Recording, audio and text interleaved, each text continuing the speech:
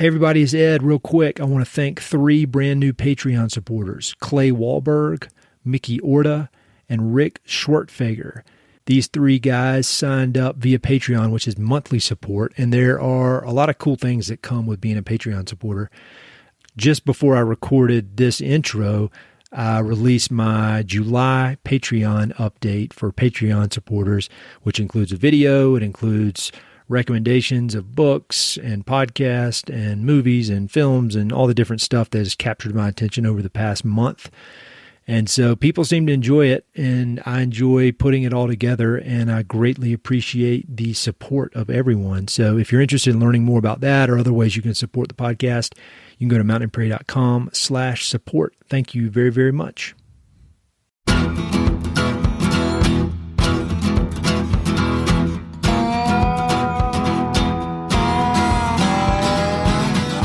Hey, this is Ed Robertson, and this is the Mountain and Prairie Podcast, where I introduce you to some of the innovative individuals who are shaping the future of the American West. I meet most of these people through my work in land conservation or through my hobbies and interests that revolve around spending time up high in the mountains. My guests include ranchers, writers, entrepreneurs, conservationists, athletes, artists, adventurers, pretty much anyone who's doing important work, has an interesting story, and loves the American West. My guest today is Nate Schweber. Nate is an award-winning journalist whose work has been featured in the New York Times, ProPublica, Anthony Bourdain's Parts Unknown, and much more. He's also the author of the new book, This America of Ours, Bernard and Avis DeVoto and the Forgotten Fight to Save the Wild, which was published in early July 2022.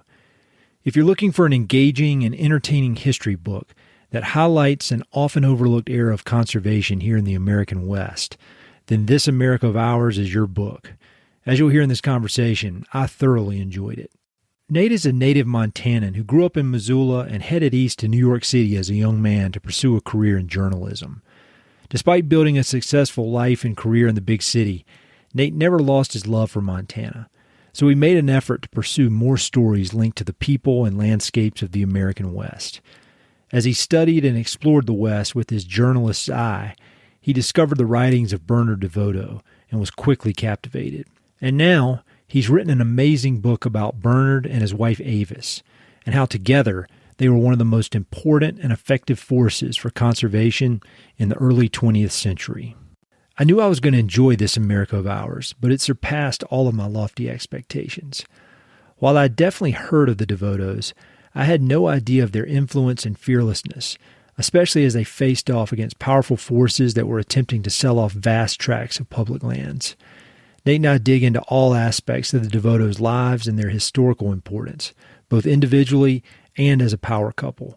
We talk about why Nate became so obsessed with the DeVotos and how the DeVotos bridged the gap between Theodore and Franklin Roosevelt's conservation legacies and the modern-day environmental movement.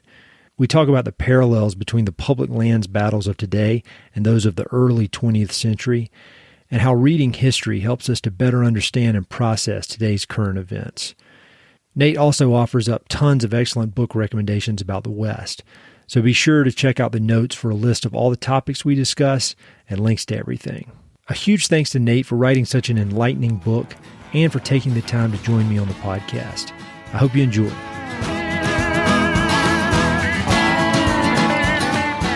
Right when we clicked on before we started recording, I instantly went into a ton of praise for your book because I absolutely loved it. It was so great. And I read a lot of books. I get a lot of books, sent to me, which is so awesome. But from the moment I heard about yours, I was like, this seems interesting. And so I had high expectations and it surpassed them. And so I was wondering if we could start out by talking about how did the DeVotos attract your attention initially? Because you're in the middle, you're a journalist, you're writing all the time, you're exposed to info, you're from the West, like you're deeply immersed. How did this catch your attention enough that you said, all right, I'm ready to write a book about this? Fair enough. Well, thanks, Ed. It's a real pleasure and an honor to be on Mountain and Prairie, one of my favorite podcasts. Oh, man, thanks.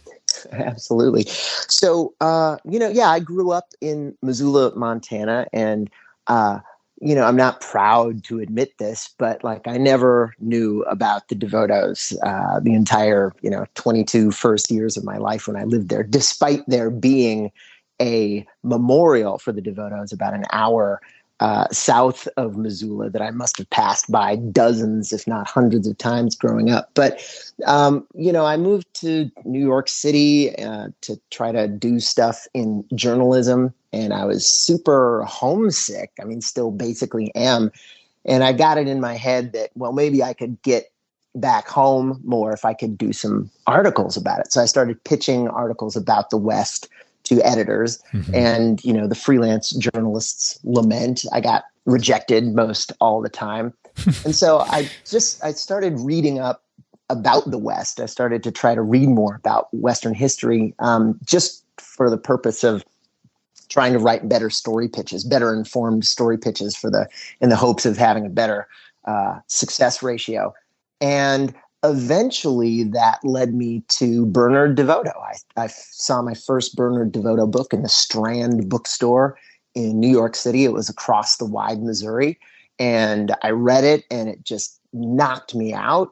And then I started reading his conservation writings, and those just floored me because they were so insightful and so smart. And I learned so much from them. And, stuff that Bernard DeVoto wrote in like the 1940s and the 1950s, they read like they could run in tomorrow's newspaper. They're just so prescient and so up to date and so filled with great analysis and information that I just fell in love with the guy.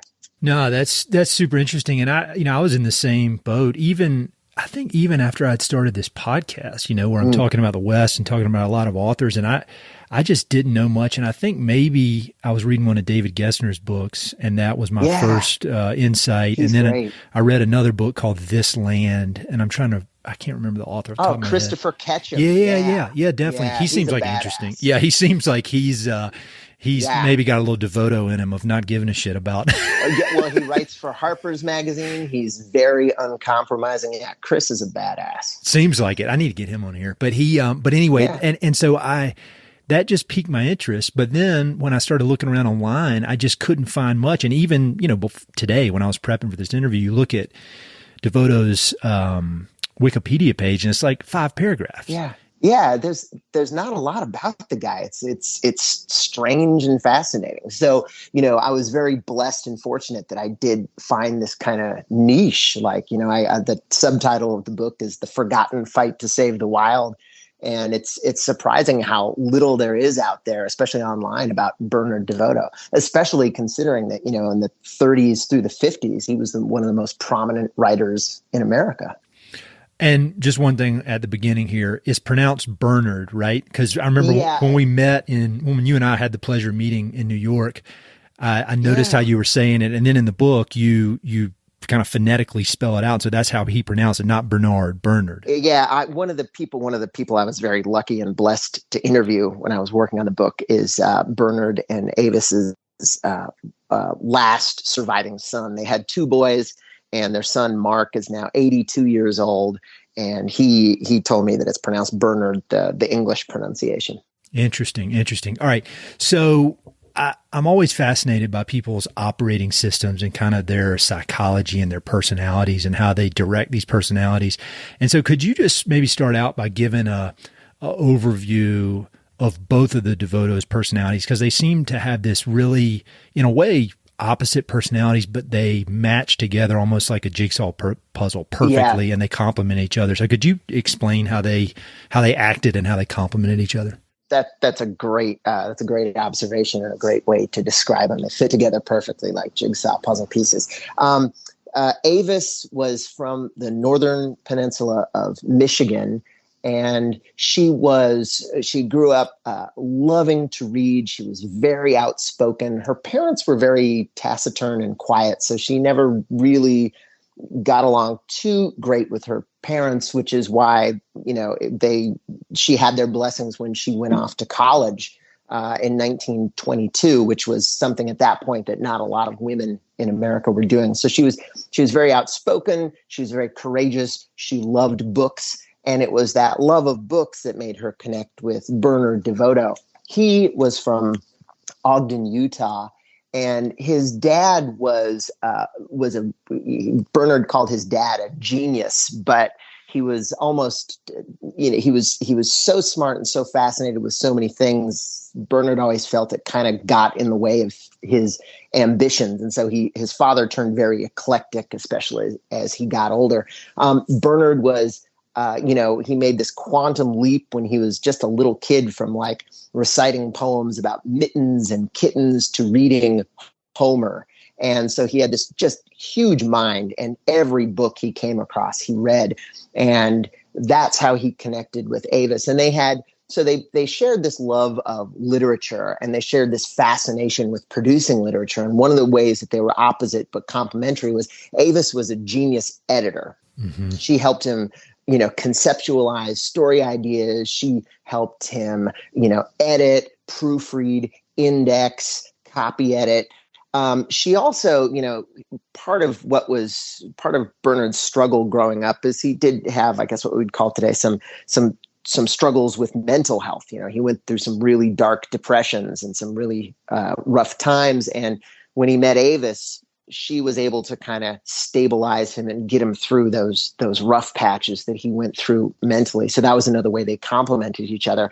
Another way they complemented each other was that Bernard loved, he was very comfortable getting attention. He was very comfortable with public speaking, with writing publicly, with stating very controversial things. Avis hated publicity. She was an extremely private person. She did not want the limelight in any way. So again, that was another way that they complemented each other. And, later on, what, turned out in a delightful, one might even say delicious way, was that Avis was always fascinated with cooking. She was fascinated with food. She loved cooking, and Bernard DeVoto loved eating. So that was another way that they fit and complemented each other perfectly. No, and I really appreciated the way that you give both of them equal treatment. It's kind of like a third. Like you give Bernard his treatment, you give Avis hers, and then theirs as a couple, because it's all like, without Avis, he would have never amounted to anything. And I feel like that's how most kind of accomplished men are. There's always somebody in the background that probably deserves more credit than the guy in the front. Yeah, no, true. And that was one of the things that I thought was cool about this story. And one of the things I liked about this story is that, I think you're right about that. With successful people, there's often a partner that doesn't get as much credit. And this was an opportunity to write a story that really kind of tried to look equally both at the person, the famous person, but also the partner who made the person, the person that they became. There was a great quote kind of near the beginning of the book, I think, where you said, talking about Bernard, that he committed himself to thinking freely and living skeptically. And I thought, I underlined that. And then when I was kind of revisiting my notes, I thought that was a really great kind of synopsis of how he thought. Because he was not scared to pick a fight. He was not scared to get in. It's not picking a fight. He was not scared to stand up for what he believed was right, and to dig around for things that most people would have scared most people off. And it seemed to only increase in intensity as his career went on. But could you talk about what kind of galvanized his, you might even say anger, disgust, or whatever, with the environmental degradation of the West when that flood came through? 'Cause that seemed to be really the moment for him. So can you talk about that? Yeah, his maternal grandfather was a Mormon pioneer from England who came 8,000 miles and was told by the Mormon church, there's a little 40-acre patch of dry alkali desert in the mountains at the base of what would become Ogden, Utah. Your job is to turn it into a lush fruit farm. And Bernard's grandfather did that while raising a family. And Bernard had nothing but respect and awe and admiration for what his maternal grandfather did. But he realized that the way that his grandfather was able to do it was he used water, clean, clear water that was pouring out of the Wasatch Mountains. And Bernard was about 10 years old when those mountains, the forests on those mountains that would shade and regulate that snow melt at the top of the mountain that kept water pouring cleanly down the mountains all through the hot summers in Utah that his grandpa depended on for his farm. He was about 10 years old when Theodore Roosevelt protected that as the Wasatch National Forest. Mm-hmm. And Bernard was young enough to remember, before that was national forest land, there were clear cuts, there was overgrazing on the slopes. He would watch dust storms blowing off these Wasatch slopes. And even as a little kid, he knew that was bad. So he went off to Harvard University to college. He tried going to the University of Utah. It didn't work out. There was a lot of academic suppression there, largely because of pressure from the church. So he went off to Harvard because he wanted to stretch his mind even more. He married Avis. He brought her back in 1925 to meet his father, her father-in-law, and he took her into the mountains. They rented a little cabin way up in the mountains. It was in a mountain valley that Bernard used to go to when he was a kid to escape, to read, to practice target shooting. And it was just this, Edenic place for young Bernard.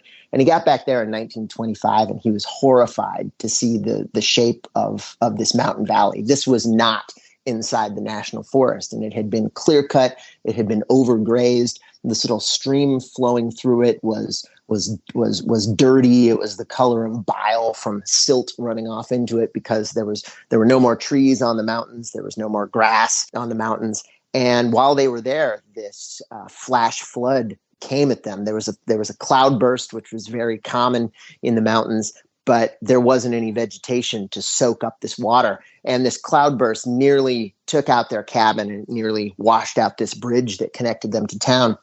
And all through the West in the 1920s, there were these devastating floods that had the same reason behind them, overlogging and overgrazing in the mountains. In Pueblo, Colorado, in Escalante, Utah, and Silver City, New Mexico. And a couple years before the DeVotos, faced this flash flood, there was a really gruesome, deadly flash flood in those same mountains, in the Wasatch Mountains. So that was really a catalyzing incident for Bernard DeVoto when he realized that, there needed to be protection, public lands protections, conservation protection for trees and for grass on public lands for the sake of protecting the water supplies in the West on which, small farmers like his grandpa depended. And I thought that was so interesting, that part of the book, in the story by itself, but then also how, you mentioned the flood in Pueblo. And when I was doing conservation work, I did a whole lot of work there in Pueblo, Colorado. And so I was somewhat familiar with that flood. But there are all these different historical events, kind of, I'd say, like World War I up until kind of the modern day conservation movement, that window, World War I to like the early 60s, that window of time. And all this stuff happened, but I've never really been able to fully get it all straight in my brain. And that was another benefit of reading your book, is that it really clarified that blank. Think of it in my memory as just kind of a blank spot in the conservation movement. And, obviously the story of the DeVotos is super fascinating, but you link in all these other events that I think people may be familiar with, but not super familiar with. So it's, again, man, not that you need my praise, but good job on the book. Thank you. And that's a really good insight, because I think that, there was, the history of conservation in America, sometimes conservation is on offense, sometimes conservation is on defense. Through the presidencies of both Roosevelt's, Theodore and Franklin, conservation, was kind of on offense. There was more public lands protections added in America. But in between the Roosevelt's presidencies and after Franklin Roosevelt died, conservation was very much on defense. And, the era that the DeVotos lived through was very much a defensive time, but they really bridged that gap between, Rooseveltian conservation and this sort of modern conservation movement that got ushered in the 1960s with things like the Clean Air Act, the Endangered Species Act, the Wilderness Act, the Wild and Scenic Rivers Act, the Land and Water Conservation Fund, stuff like that. The DeVotos bridged that gap between those two really important conservation eras. Another thing that I thought was just really cool, kind of from a storytelling perspective, is how you laid out how Bernard and Avis would go on these road trips throughout the West, because they were based in the East their whole life, but they would go on these like epic road trips when, the cars weren't good, the roads weren't good. And then these road trips would lead to some of his best work that was truly changed legislation, changed the history of the United States. The one that really sticks out, just thinking back on, is the one that ended up leading to the article, "The West Against Itself." And so, can you talk about how those road trips and just getting out with the people, because he was a journalist. He wasn't just somebody sitting around thinking. He was out with the people, digging around, trying to find stories. Can you just talk about the role of those road trips in both of their lives? Yeah, I'm so happy to hear that you picked up on that. And honestly, with this book project, that was kind of the germ of it, because Bernard DeVoto wrote this epic article in Harper's Magazine, January 1947, called "The West Against Itself," and he talks about, but he doesn't get very specific about it. He's cagey about it, but he talks about uncovering this plot, this political plot that was being worked up in the West to basically get rid of all public lands in the West.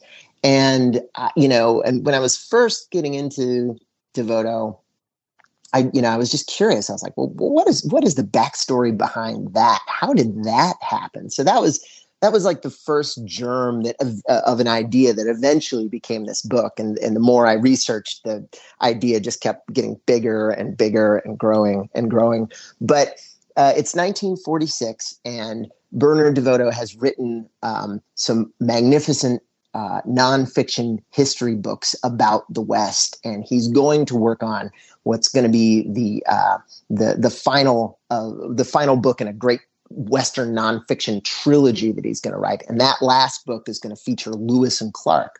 So for most of his adult life, he had wanted to take his family and follow the Lewis and Clark Trail all the way to the Pacific Ocean. And World War II kept him from doing it for a bunch of years because of gasoline and rubber rations. Finally, it's 1946, and he gets to do this. And he's just, he's thrilled. He's ecstatic. This is the trip of a lifetime. And he's planning on writing some articles about conservation, but he thinks they're going to be very positive articles, because he had gone west in 1940 and he'd seen a lot of great improvements in the West from what he remembered from the 1920s. He saw CCC workers fighting the Dust Bowl. He saw national park and national forest rangers protecting landscapes. So he was very optimistic in 1940. But in 1946, he gets to the Dakotas, and he sees the beginnings of the Garrison Dam. And this dam on the Missouri River is going to flood out some 150,000 acres of the homelands of the Mandan, Hidatsa, and Arikara nations.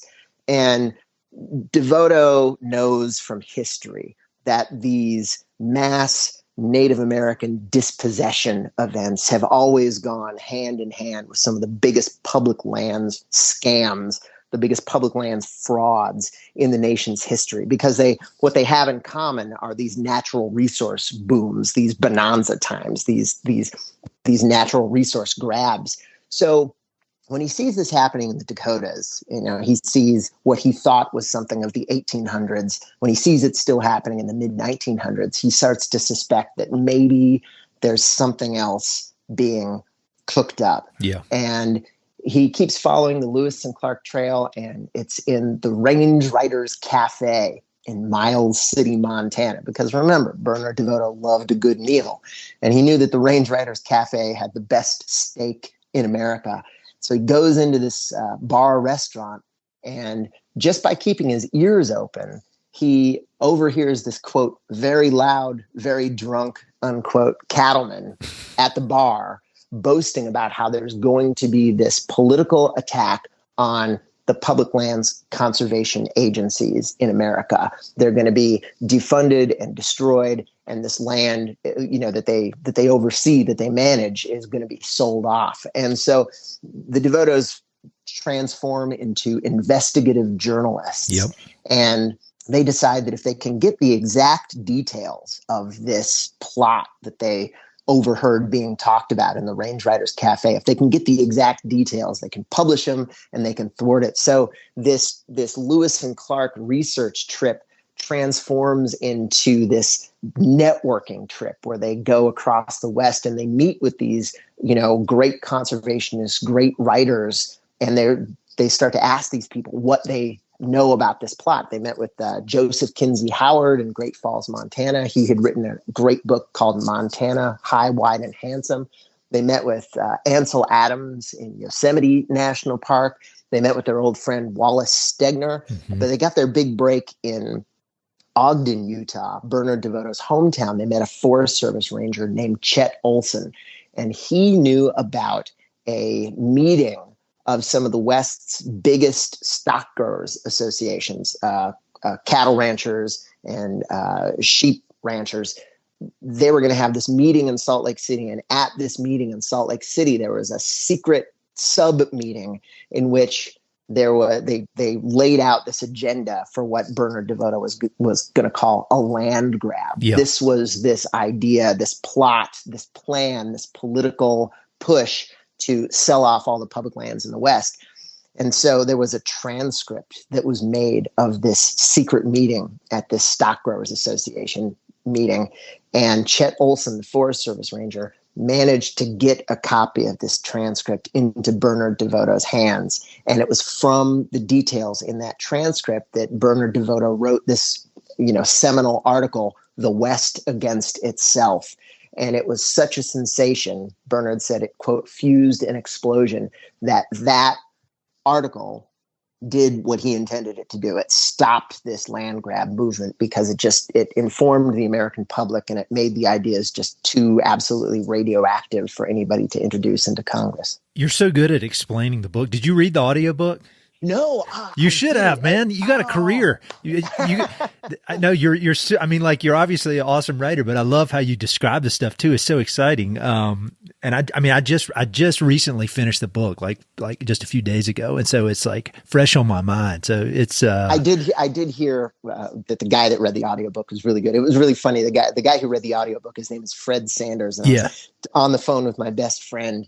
And he was like, did you read the audiobook? And I was like, no, I didn't read the audiobook. And he was Googling at the time. He says, well, I hope that the guy that read the audiobook is this guy named Fred Sanders, because I love his audiobook reading so much that sometimes I just buy audiobooks that he read just because I love him so much. And he's like, oh my God, Fred Sanders read your audiobook. So I hear the guy is really good, and I'm looking forward to listening to it. Dude, just given how long it takes me to record an intro for this thing and how many times I have to re-record, I couldn't imagine doing that for like 70,000 words. Well, one of the other things that I really liked about the book is, you provide this history. And I think in general, one of the reasons I like reading history is because it makes me either feel better about or understand more about what is happening today. And like with all the political craziness, I love reading about Theodore Roosevelt's time, and it was pretty rough back then. And so it makes me feel better. But with all the battles against public lands now and everything this, particularly like 2 or 3 years ago when everything was pretty hot about that subject, what I like about your book is you take this period of time and you can really see kind of what was intended by a lot of these political moves that these people were making, because on the surface by themselves in the present day, a lot of these moves that, if just taken in a vacuum, they don't seem that bad. But when you can look at it from a historic, over the course of 30 years, and you can see, I think you describe it in the book as dominoes, like this is going to be the first domino to fall. Yeah, and then this, and so it provides insight into some of this trickery that's going on now against public lands. And so kind of backing up from the book a little bit, how did writing this book help you, or did it at all help you understand some of these current public lands fights, or did it change how you feel about any of this stuff that's going on now? Yeah, that's a great insight and a great question. And I think one of the things that so attracted me to Bernard DeVoto was, he was doing that in the 1940s. He was maybe the one guy in America, because he was so fascinated with the West. He was such an authority on the West. that he could look at the West in the 1940s and he could see the 1870s, things that had happened in the 1870s. He could see ramifications from the 1870s playing out in the American West in the 1940s. And, part of when I went into this project, before I ever thought it was going to be a book, I just wanted to read Bernard DeVoto because I wanted to learn about public lands. I wanted to learn about a lot of these things. And it was enormously, enormously illuminating. And it was, it was odd. Well, I don't know if odd is the right word. I mean, I don't know if complicated is the right word, but, I was working on the book basically between like 2015 and 2021. And, in those years, we saw, the rise of a movement to sell off public lands in the West. Yep. And we saw the, top-down ordered reduction of national monument land in Utah. And we saw, Native Americans in the Dakotas protesting destruction of their land. And when I was writing about the 40s and the 50s, I was writing about the rise of a movement in the West to sell off public land and the, top-down ordering of recession of national monument lands in Utah and Native Americans in the Dakotas protesting the destruction of their land. So it was the strange thing about working on the book is, I would be writing about the 40s and the 50s, and then I would be reading news and about the 20 teens, and it was almost like the exact same, the exact same issues were back in the headlines. History was repeating itself. I thought the same thing as I was reading it, and I didn't realize that you were working on the book then. I bet that was kind of a wild experience. All right. So when you're, as crazy as things are today, thankfully, well, we'll see what happens, but thankfully right now, nobody is, there aren't people that are accusing citizens and writers of being communists and trying to basically lock them up. Who knows what will happen, but so Bernard is advocating for public lands, which means he's not advocating for turning public lands into private land. And so they start calling him a communist, as they did during this time period. Again, I don't want to give away all the secrets in the book, but can you just tease a little bit about his tangles with the FBI and with the whole McCarthyism thing? I mean, it was, again, and that's a part of history that I knew about from, taking history in school, but I just didn't know any details about it. It's crazy. Yeah, it was wild to learn. One of the ironies of the story is, Bernard was always such a free thinker, and he was always so controversial. Wherever sort of popular thought was going, he was always tacking the other way. Yeah. So in the 1930s, there was the Great Depression, and across America, like socialist and actual communist candidates for public office got millions of votes. In the middle of the Great Depression, with the stock market, in free fall, a lot of Americans were thinking that, capitalism was done with, that it was failed. And, this was before there was great investigative reporting out of Russia and the Ukraine about the horrors that Stalin was inflicting on people. There were a lot of people in America that looked at Russia and said, this is the future. And Bernard DeVoto, through the 1930s, was writing that anybody that thought that was an idiot, that Karl Marx was a moron, that anybody that thought that communism was viable had fallen for a, quote, imbecile delusion. So in the 1930s, there were few people more outspoken about how bad communism would be than Bernard DeVoto. But in the 1950s, the political climate in the country had shifted so much that Bernard DeVoto started to get called a communist. And, in the book, I was able to do some research and find out, where did this come from? What was the first instance of Bernard DeVoto being called a communist? And again, not to give too much away, but after he had stopped this land grab by writing this article, The West Against Itself, in Harper's Magazine, some of the powers that be behind that land grab movement, some of the biggest cattle ranchers in the West and some of the politicians that they worked really closely with, these guys started a whisper campaign that Bernard DeVoto was a communist. And, they would write it in their trade publications, and they would send these trade publications to J. Edgar Hoover and the FBI, who kept files on him. And, J. Edgar Hoover, one of the ways that he held on to power was he would leak information to sympathetic senators. And so, it created this really scary situation in America where you had literally a police force going out, collecting information about Americans, not verifying necessarily whether that information was true or not, and then leaking that information to sympathetic politicians who would then go and, spread rumors about people, ruin people's careers, get people fired, things like that. It was a scary time in America in the late 40s and early 1950s.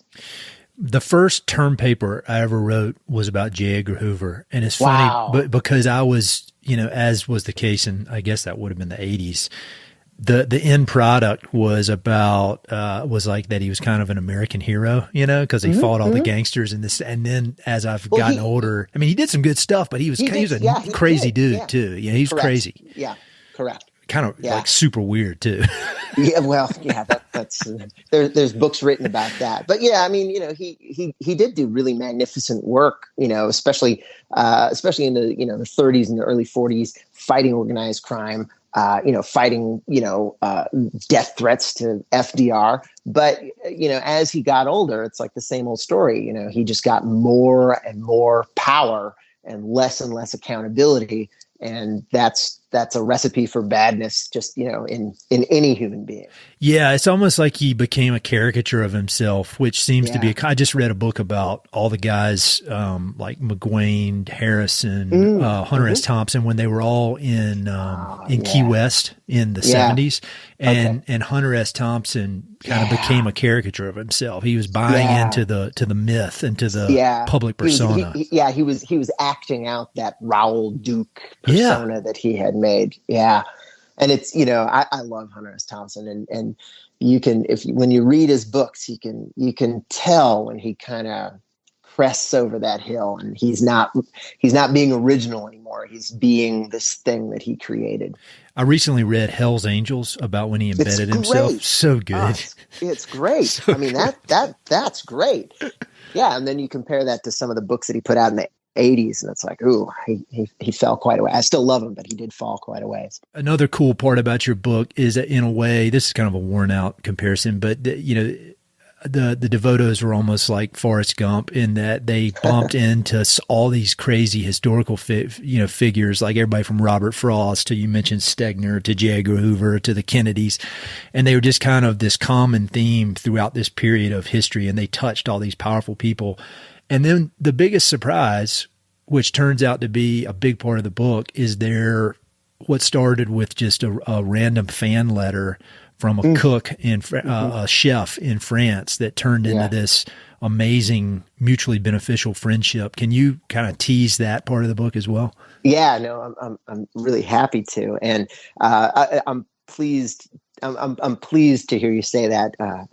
Not that writers ever look on the internet to see what people are saying about them, but on Goodreads, there was a guy that reviewed the book. I was very appreciative for it, and he also said this is kind of like a Forrest Gump story, and that was one of the cool things about doing the research. That was me, by the way. No, I'm just joking. Oh no, I don't do reviews. I would have recognized your name.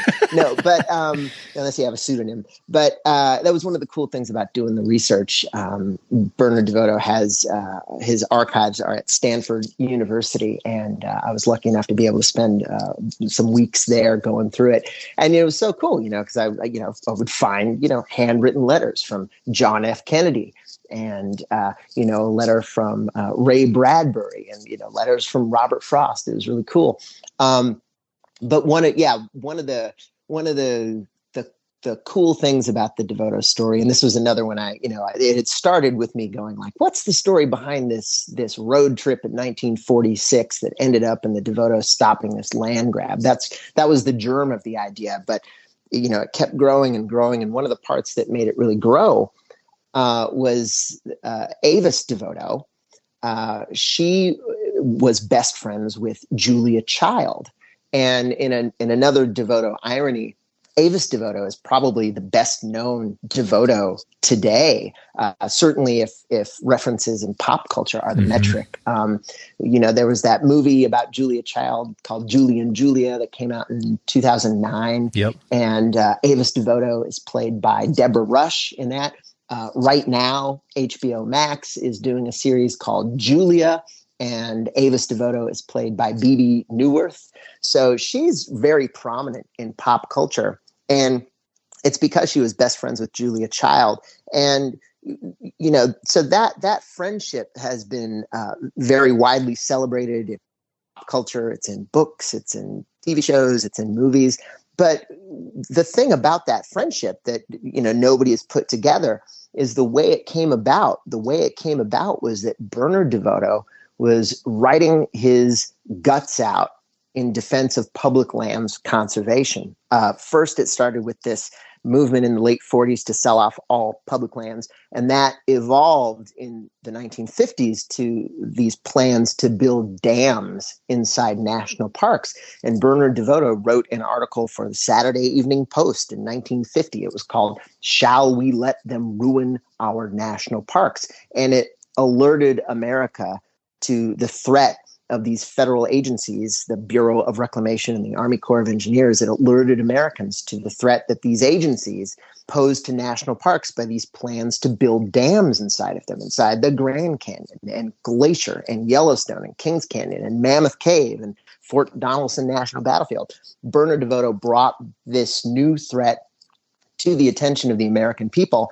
And after he did that, Joe McCarthy started attacking these magazines that published Bernard DeVoto articles. So, DeVoto got blacklisted from the Saturday Evening Post. He got blacklisted from Reader's Digest. He got blacklisted from Fortune magazine.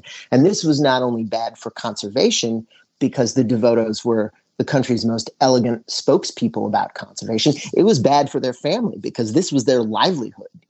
If Bernard DeVoto couldn't get published, he couldn't get paid. And so fortunately, because the DeVotos were such an awesome couple, they started working more closely together than ever before to brainstorm stories that they could do that would compensate for Bernard getting blacklisted.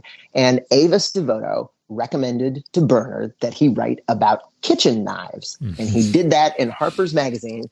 And in 1952, that got Bernard DeVoto a fan letter from a then aspiring cookbook author living in Paris, Julia Child.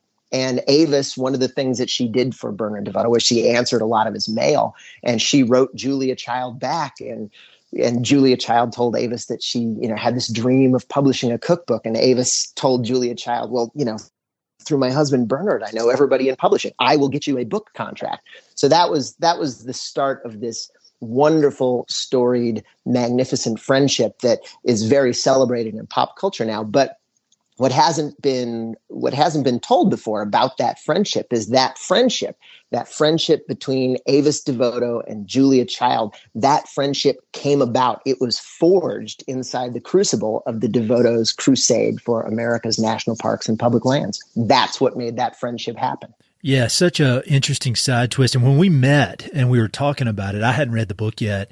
And you mentioned that kind of side story, and it blew my mind because I just didn't have any idea about that. Obviously know who Julia Child is, but I didn't know that connection. So this is kind of a technical question, but I mean, can you talk about the process of researching and writing? I mean, I guess more researching. How did you even begin to dig into this? I mean, what were your sources? Because again, like I read a lot, I mean, more than, kind of weirdly. And I just I was so unaware of this guy. And so I imagine there wasn't a ton of kind of mainstream sources it's not like writing about Theodore Roosevelt or Franklin Roosevelt or even Stegner, And so how was talk about the process of researching this book? Yeah, great question. And I can't speak from too much authority because this was the first project I ever did that was like a narrative nonfiction book. So I was kind of figuring it out as I went along. But, the first part was writing a book proposal. And to do that, I just, I read everything that I could find that had ever been published about the DeVotos. And again, Bernard DeVoto was always a little bit cagey in his articles about where his information came from. So, looking back at the proposal, from where I am now, it strikes me as very vague and very incomplete. But I wrote the proposal with the best information that was available to me at the time.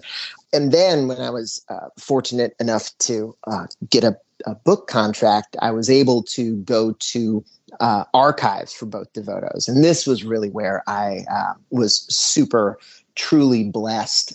Bernard DeVoto, his archives are at Stanford University, and Avis's archives are at Harvard University. Okay. And I was just so lucky. I was so fortunate with this project because both DeVotos just wrote an insane amount. They wrote, Bernard DeVoto, in addition to all his articles and all his books, he wrote letters like crazy. This guy, Avis marveled at Bernard DeVoto because he'd wake up in the morning and he would write all day professionally. And then, in the evening, he'd have his ritual martini, he'd have dinner, and then into the wee hours of the night, he would write letters to just like unwind. So, he wrote for work and he wrote to relax. So he had this incredible output of writing. And that's all at Stanford University. And Avis, she wrote all the time too, especially these wonderful letters that she saved to Julia Child. So by going through both of those archives, I was able to I was just blessed with such an abundance of detail, such an abundance of information, even down to things like, if I was a journalist and I was interviewing somebody alive, it was almost like I could ask them like, what was the weather like that day? What clothes were you wearing? What did you have to eat? What route did you drive? Like all of those details are in these voluminous letters that both of the DeVotos kept. So I was able to make use of those archives. And then, there were also great archives that I was able to use. I spent a lot of time in Reno, Nevada, where my dad lives, going through archives for Senator Pat McCarran of Nevada, who's an antagonist of the DeVotos in the book. I was able to go to Laramie, Wyoming, where there are archives for the Wyoming Stock Growers Association. Yep. They were more antagonists of the DeVotos. So, between those sources, the University of Utah in Salt Lake City, Weber State University in Ogden, Utah, between being able to visit those archives and go through these archives and just read, letters that these people wrote to each other, I was able to get such a wonderful wealth of information and detail that, hopefully, knock on wood, I was able to weave coherently into this book. Yeah, you definitely were. And when I was looking in the back at the sources section, and I'm just, obviously you're a very, very skilled and talented writer, but that's a lot different than cranking that kind of research for that many years and visiting all these different libraries. And I mean, that is even if you love it, it's a grind. I just couldn't imagine how, I don't know if hard is the right word, but like it's a grind. And so I'm very impressed with it. It was thank you. I got super fortunate with this particular story to have, found these incredible characters who left such a wealth of information of primary materials that I could work with. And, it was a grind, but, it was also really cool, flipping through letters and like, whoa, this is John F. Kennedy's handwriting right here. So cool. And nobody has ever quoted this ever before. I get to be the first. There were a lot of those moments, and that was really cool.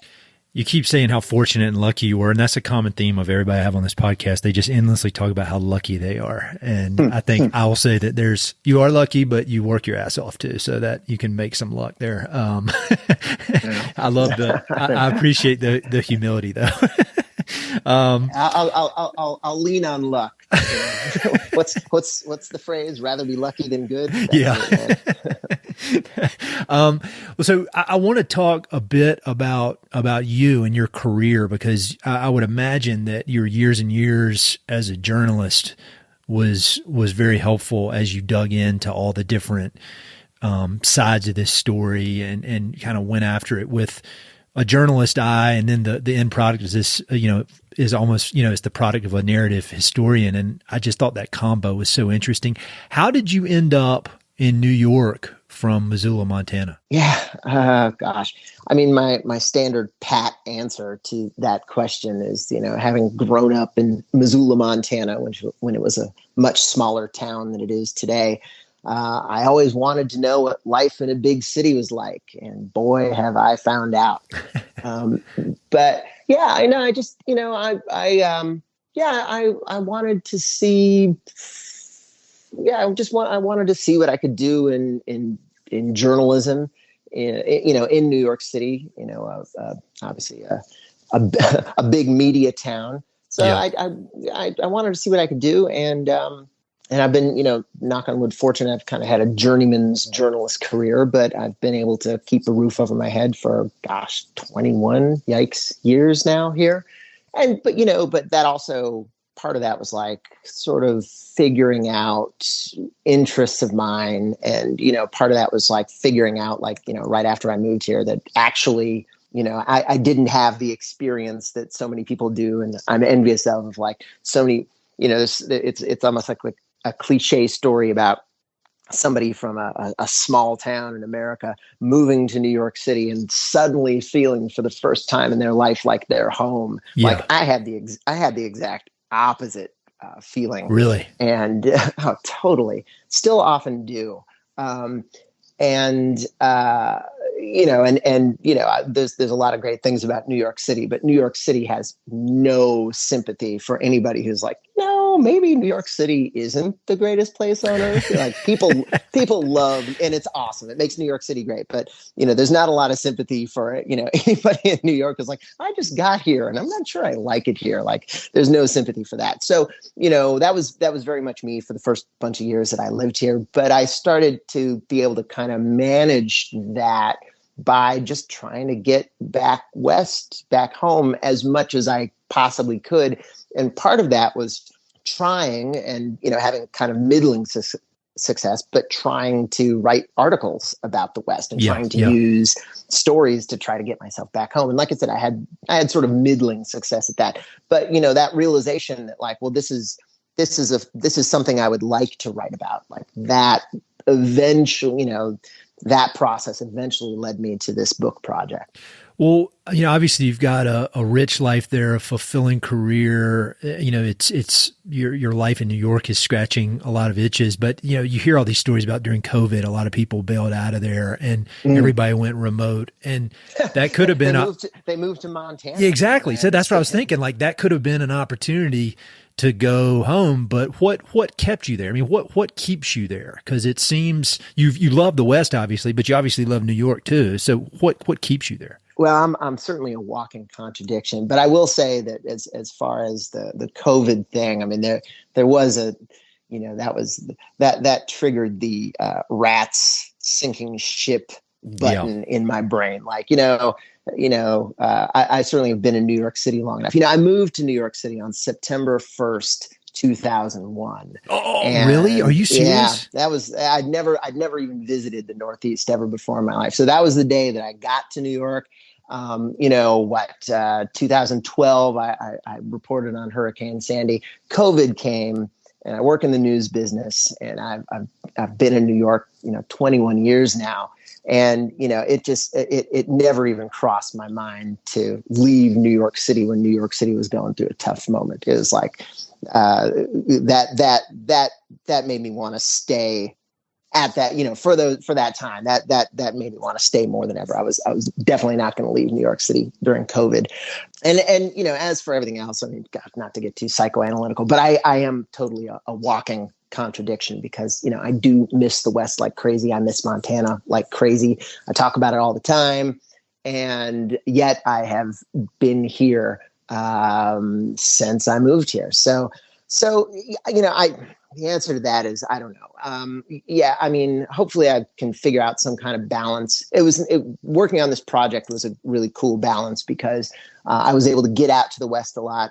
I was certainly able to learn a lot about the West, read a lot about the West, try my hand at writing about the West. And so that, for that time, that gave me a nice balance of being able to be here and work on journalism in New York City, but also be working on a big Western project. Well, I'm glad you found we're all contradictions, I'm half time I just think I'm pure insane because of the contradictions. Maybe I am, but I think that's what makes people interesting. I mean, who wants to be around somebody just like black and white, yes, no, this, that. I mean, I like the contradictions. Yeah, and not for nothing. I mean, I'm not gonna make a comparison, a straight up comparison, but that was part of the I did pick up on that frequency in the story of Bernard DeVoto. He was a dude that grew up in the Rocky Mountain West, who then moved to the Northeast to pursue writing and journalism. And, I'm nowhere near the genius that he was, but, my so-called career trajectory was very similar. I also grew up in the Rocky Mountain West and moved to the Northeast to pursue opportunities in writing and in journalism. So that was another part of the Bernard DeVoto story that resonated with me. Yeah, and then you think, in the same line of thinking, David Gessner, for example, who we've talked about, he was born in the Northeast, now lives on the coast of North Carolina, but loves the West and writes about the West. Books about the West. Yeah. So I think it's, and is one of the most interesting / hilarious people I know. So I think that's the contradictions are key. All right. You mentioned reading about the West. I cannot imagine how many words you have absorbed in your life about the West. Let's talk about. I'm a slow reader. No. I used to think I was super slow, and now I think I've gotten fast over the. I think I need to slow down though, because I might be missing some stuff, but I just love it so much I want to crank through them. But give me some good book recommendations about the West. First, I'd like to hear books about the West, and then if there are any just random books outside of that genre that have meant something to you and have kind of shaped you into who you are, I'd love to hear it. I just love book recommendations. Okay, fair enough. Me too. I love it that this is a part of your show. I think that I would be remiss in a podcast where I'm talking about a book that I worked on about the DeVotos if I didn't plug a Bernard DeVoto book. And he wrote this wonderful trilogy, this wonderful nonfiction trilogy about Western history. Those are great books. But I think, for on this show, I might want to plug his conservation writings. And there's a couple good books that are just compilations of some of his best columns about conservation. One of them is called just DeVotos West: History, Conservation, and the Public Good. And it's just an anthology of some of his best conservation columns. The other book that is also a collection of his conservation columns is called The Western Paradox: A Conservation Reader. So those are two really awesome books just to get conservation straight from the source, to get it straight from DeVoto himself. Those are two books that I would recommend. As a fan of the podcast, I've heard you talk about Theodore Roosevelt a lot. A little bit. I also absolutely love and adore and try to read everything I can get my hands on about him. But I want to make a plug for his fifth cousin, Franklin Roosevelt. Mm-hmm. There's a great book by Douglas Brinkley called Rightful Heritage, and it is about what Franklin Roosevelt did to really take these ideas that Theodore Roosevelt, whom he hero worshipped, to take Theodore Roosevelt's ideas and expand them even farther.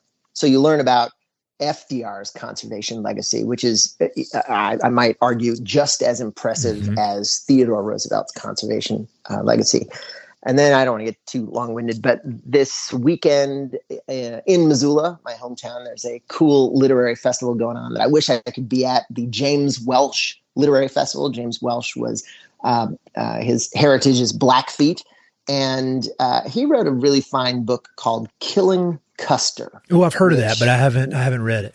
Yeah, that's a great book, and James Welsh is an amazingly important writer. So I think I'd plug those. And if to throw a couple others out there, The Overstory by Richard Powers about trees. It's a novel. It's everybody raves about that thing. Actually, I was just trying to I'm going on a little trip next week, and I was thinking what book I'm going to take, and maybe that's what I'll take. Oh, cool. Okay. It's neat that that's on your radar. I mean, it's rightful heritage about FDR. That's when I started really learning about trees, and I'm kind of ashamed I didn't know more about trees, but that 1-2 punch of rightful heritage and then the Overstory, I never looked at trees the same way again, in a good way. The Hour of Land by Terry Tempest Williams. Everything she writes is great, but The Hour of Land is her writing about national parks, and it's great. And finally, I'll make a plug for a book that I love, Grizzly Years by Doug Peacock. Oh, nice. Very cool. I think I'm going to get to have Doug Peacock on this podcast, which would be He's a hero. Sweet. Yeah. Hey, Duke lives. Yeah, I want to do it in person though. If I can because he just seems like man, a legend, He's a legend. Yeah, a living legend. Do you read much fiction at all? I try to. Does that help you with your reading fiction? I'm always curious about it because some authors love it and they think it's fuel, even if they're writing nonfiction all day.